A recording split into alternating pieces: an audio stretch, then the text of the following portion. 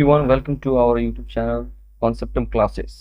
आज की इस वीडियो में हम लोग स्टूडेंट्स कक्षा 10 के अध्याय नंबर 4 द्विघात समीकरण पर बहुत ही इंपॉर्टेंट क्वेश्चन 25 क्वेश्चन लेकर आए हैं जो आपके एग्जाम के लिए बहुत ही रिलेवेंट है। सो स्टूडेंट्स चलते हैं, इस 25 क्वेश्चन को सॉल्व करते हैं और आप इन सभी क्वेश्चन को सॉल्व करें और उसको कमेंट सेक्शन में लिखें स्टूडेंट्स। तो ठीक है, चलते हैं स्टूडेंट्स, पहले क्वेश्चन की तरफ देखते हैं। पहला क्वेश्चन क्या कहता है स्टूडेंट, ध्यान दीजिए। कह रहा है कि द्विघात समीकरण, पहला क्वेश्चन है कि द्विघात समीकरण का सामान्य रूप क्या होता है। जो भी द्विघात समीकरण होता है उसका सामान्य रूप क्या होगा। तो obvious बात है कि option A, option B, option C, option D, देख लीजिए कौन सा है। तो obvious बात, इसका आंसर जो होगा बी सही होगा। A x square b x plus c is equal to 0 जो होगा वो द्विघात समीकरण का सामान्य रूप होता है।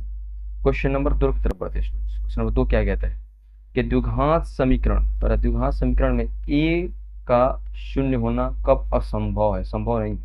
obvious सी बात है कि ए एक्स स्क्वायर जो है ये कभी भी 0 नहीं हो सकता है। अगर 0 होगा तो ये द्विघात समीकरण होगा ही नहीं, अगर 0 होगा तो ये पूरा 0 कर देगा। ठीक है, तो यानी हमेशा, यानी option A is correct, option A is correct, यानी कभी संभव नहीं है। शून्य होना कब असंभव है, हमेशा, हमेशा असंभव है, याद रखिएगा।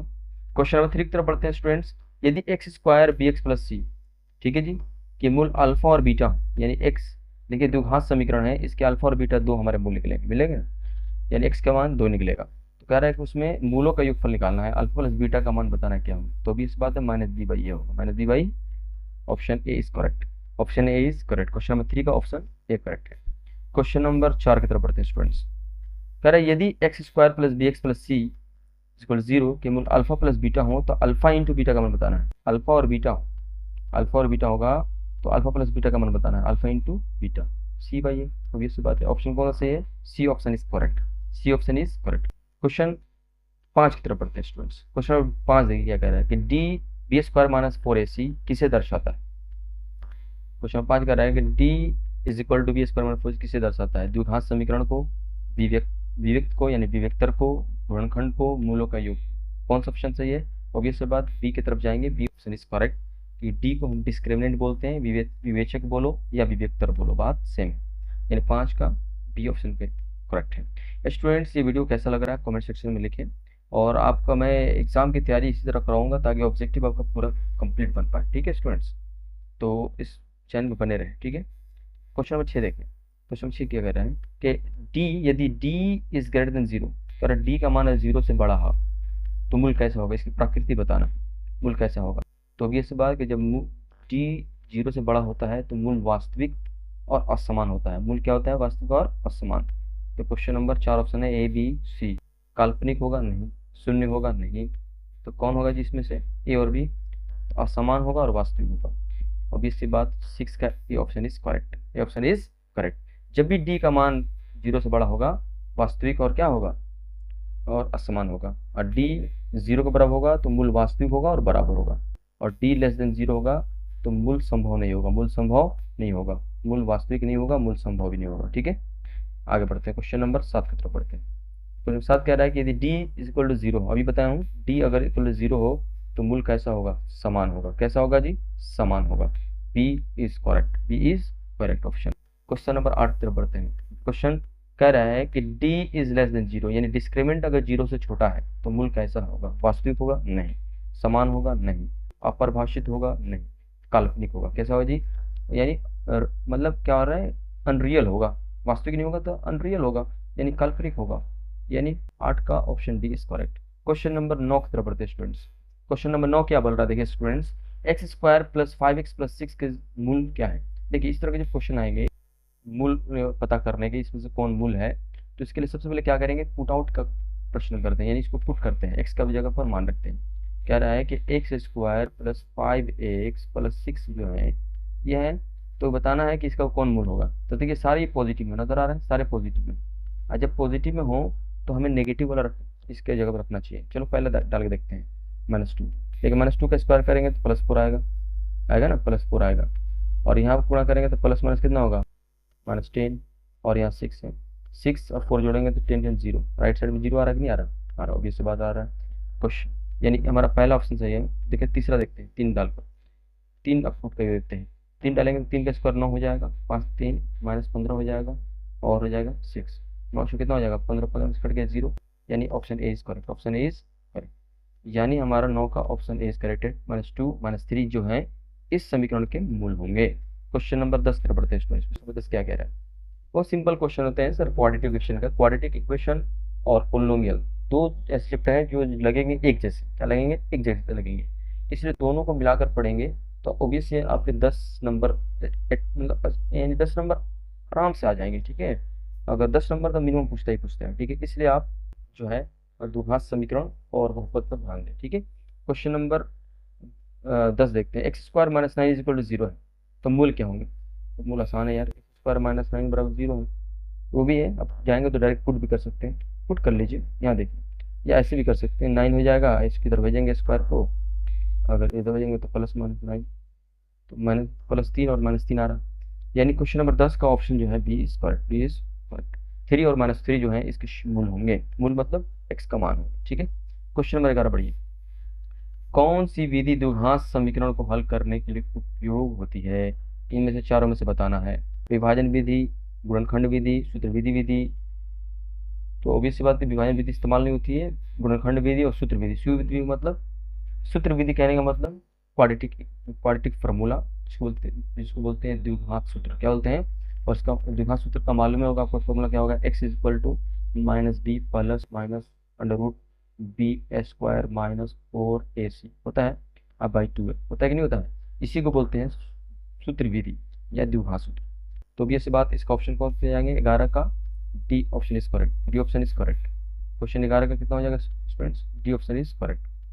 ऑप्शन 12 की तरफ बढ़ते हैं स्टूडेंट। क्वेश्चन 12 देखिए, क्वेश्चन नंबर 12 क्या कह रहा है? 2x² + 7x + 5 = 0 है तो a का मान बताना है।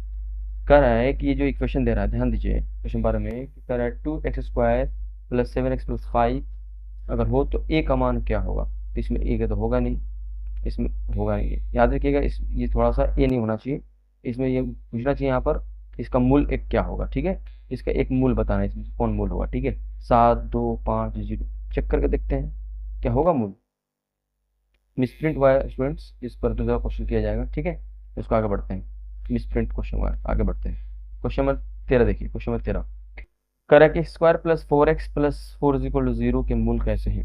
आपको बताना है कि 13 में की जो हमारा इक्वेशन दिया है इसका मूल कैसा है? क्या असमान है, समान है, काल्पनिक है, क्या अनंत है, क्या मूल है? तो हमें डी निकालना पड़ेगा। डी की वैल्यू क्या होगी? -b²। डी का वैल्यू हो जाएगा b² - 4ac। बी कितना है यहाँ पर? तो एक्स बी बोलते हैं, 4 का 16 हो जाएगा। ए कितना है? 1 है। और सी भी कितना है सर? 4 है। तो कितना हो जाएगा? 16 - 16 कट कितना हो जाएगा? 0। यानी डी कितना आ रहा है? 0। जब 0 आता है डी तो मूल कैसे होते हैं? समान होते हैं। क्या होता है जी? समान। तो 13 का option B is correct, option B is correct. Question number हम 14 की तरफ बढ़ते हैं। क्वेश्चन नंबर 14 क्या कहता है?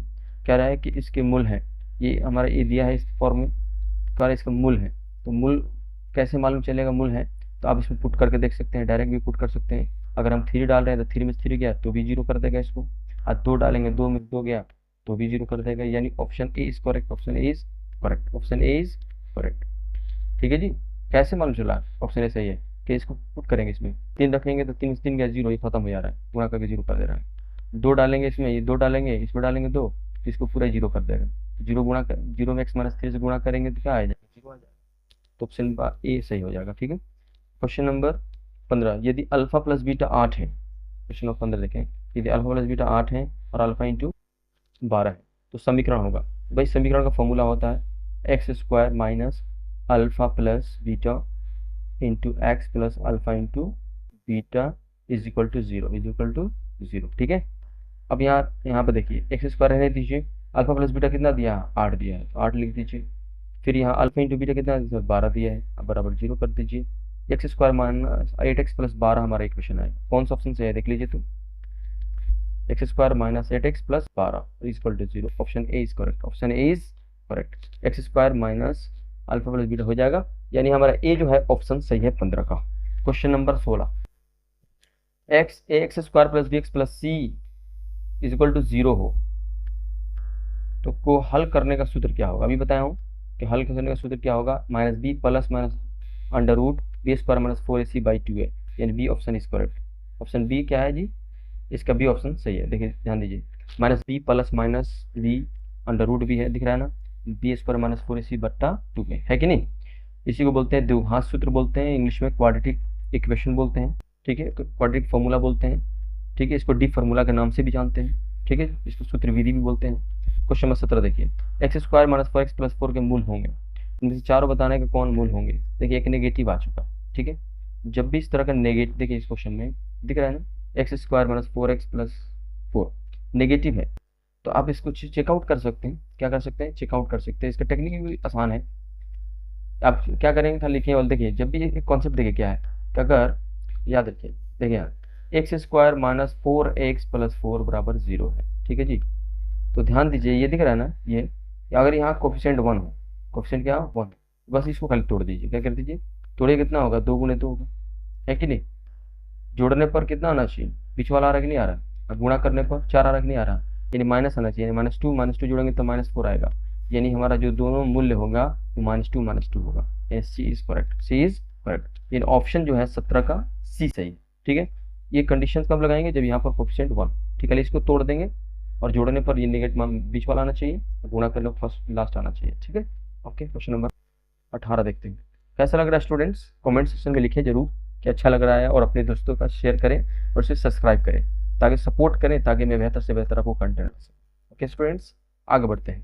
क्वेश्चन 18 देखिए, x square plus x plus 1 बराबर 0 है, तो डी का मान बताइए। तो डी का फॉर्मूला क्या होता है, बी स्क्वायर माइनस 4ac होता है कि नहीं होता है। तो बी का वैल्यू यहाँ देखिए, एक्स का कोफिशिएंट जो भी होता है वहाँ पर उसको बोलते हैं बी, तो 1 का स्क्वायर, 4a का मान कितना है 1 है, 1 है, और सी 1 भी है, कितना हो जाएगा, तो 1 माइनस 4, तो कितना हो जाएगा -3, कितना हो जाएगा जी स्टूडेंट्स, -3, यानी कौन सा 18 का ऑप्शन कौन सा सही है, 18 का option C is correct, option C is correct. Question 19 देखते हैं, क्वेश्चन नंबर 19 क्या कह रहे हैं, कह रहा है कि x square plus question number 19 देखिए, x square plus b x plus c बराबर 0 है, देख रहा है, ये स्टैंडर्ड फॉर्म दिया है, और डी भी दिया है 16, और ए दिया है, बी दिया है, तो सी का मान बताइए। तो आसान है, कौन सा हो जाएगा बताइए इसका आंसर। तो डी का जो फॉर्मूला हम रखेंगे, बी स्क्वायर माइनस 4ac रखेंगे ना जी, तो डी का वैल्यू 16 है, बी कितना है, तो बी है तो 4, तो 4 का स्क्वायर 16 है, 4 ए कितना है, ए कितना है तो 1 है, तो हमें सी चाहिए, तो 16 से 16 खत्म हो जाएगा ना, तो अभी ये जाएगा, अभी इसको भेज देंगे इधर, तो हो जाएगा 4c बराबर 0, यानी सी बराबर हो जाएगा मेरा 0। ऑब्वियस सी बात है, आंसर क्या आ जाएगा, 19 का ऑप्शन जो है option B is correct, option B is correct. Question number 20 की तरफ बढ़ते हैं स्टूडेंट्स। क्वेश्चन 20 क्या कह रहा है कि एक्स स्क्वायर, क्वेश्चन 20 ये कह रहा है स्टूडेंट्स, क्वेश्चन ये कह रहा है 20 कि x square minus 2x minus 3 बराबर 0 है कि मूल क्या है। मूल निकालना खाली पुट आउट करके निकाल सकते हैं। देखिए अभी फिर एक रूल बताया था ना, अभी एक रूल बताया था आपको, उस रूल का इस्तेमाल कीजिए। एक्स को जब भी क्वेश्चन पूछेगा इसका मूल बताना है, हम आसान तरीका बता रहे हैं आपको, सॉरी ध्यान दीजिए, x square minus 2x minus 3 बराबर 0 है ना, तो देखिए जब भी यहाँ 1 कोफिशिएंट हो इसको खाली तोड़ दीजिए 3 को, तो 3 को तोड़ेंगे 3 गुणे 1 ये ना आएगा जी। अब देखिए, अब इसको जोड़ने या घटाने पर -2 आना चाहिए, तो अगर माइनस इसको ले रहे हैं इसको प्लस ले रहे हैं, ठीक है, तो -3 में से एक गया तो -2 आ जाएगा, अब फिर इसको गुणा करेंगे तो -3 आ जाएगा, यानी इसका कोफिशिएंट कौन सा होंगे -3 और 1 कोफिशिएंट होगा इसका, यानी मूल होंगे जो इसका जो रूट्स होगा -3 होगा और 1 होगा। कौन सा ऑप्शन सही है, -3 और 1, तो option B is correct, option B is correct. Question number 21 की तरफ बढ़ते हैं। क्वेश्चन नंबर 21 क्या कह रहा है स्टूडेंट, यदि द्विघात समीकरण के मूलों का गुणनफल धनात्मक हो, क्या कह रहा है, यदि द्विघात समीकरण के मूलों का गुणनफल धनात्मक हो, यानी मूलों गुणनफल का मतलब अल्फा इंटू बीटा क्या हो, पॉजिटिव हो, तो क्या होगा, यानी दोनों को जब हम प्रोडक्ट करेंगे तो यानी इसका मतलब क्या, मूल दोनों क्या है, धनात्मक है, और जब भी हमेशा जब मूल धनात्मक होंगे तो हमारे डी की वैल्यू हमेशा बड़ा आएगी। क्या दोनों मूल धनात्मक है, इसका मतलब दोनों मूल ऋणात्मक, ए और बी दोनों हो सकते हैं, तो ये सी बात है कि हम ले चलेंगे कि दोनों मूलों का गुणनफल धनात्मक है, तो दोनों धनात्मक हो सकते हैं, दोनों ऋणात्मक भी हो सकते हैं, क्योंकि माइनस में गुणा करेंगे तो क्या होगा, प्लस ही आएगा, यानी option C is correct, option C is correct. Question number हम 22 की तरफ बढ़ते हैं स्टूडेंट्स।